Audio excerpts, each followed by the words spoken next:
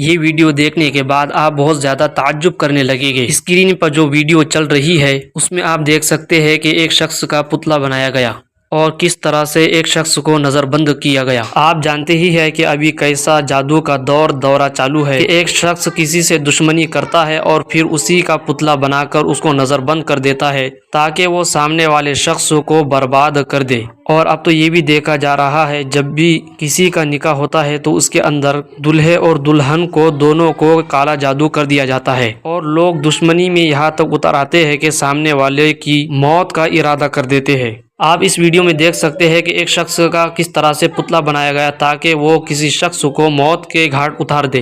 دین اسلام نے ہمیں کالے جادو سے بچنے کا بھی طریقہ بتایا ہے، اور جو لوگ بھی دشمنی کرتے ہیں اور حسد کرتے ہیں، جب بھی ہم یہ عمل کریں گے تو اس کا اثر ہم پر نہیں ہوگا۔ اگر کسی گھر میں سورہ بقرہ پڑھی جاتی ہے یا کوئی شخص قل اعوذ برب الفلق قل اعوذ برب الناس کے مکمل صورت پڑھتا ہے اور صبح شام کی آپ صلی اللہ علیہ وسلم نے بتائی ہوئی دعاؤں کا اہتمام کرتا ہے تو اس شخص پر کالے جادو کا اثر نہیں ہوتا ہے۔ اس لیے آپ صلی اللہ علیہ وسلم نے جو بھی ہمیں دعائیں بتلائی ہے ان دعاؤں کا زیادہ سے زیادہ اہتمام کرنا چاہیے تاکہ جو شخص بھی ہم پر جادو کرنا چاہے تو اس کے جادو کا اثر ہم پر نہ ہو۔ اس ویڈیو کو زیادہ سے زیادہ لائک کرے اور اس ویڈیو کے بارے میں آپ کی کیا رائے ہے کمنٹ کر کے ہمیں ضرور بتائیں، اور اسی طرح کی ویڈیوز دیکھنے کے لیے ہمارے چینل کو سبسکرائب کریں۔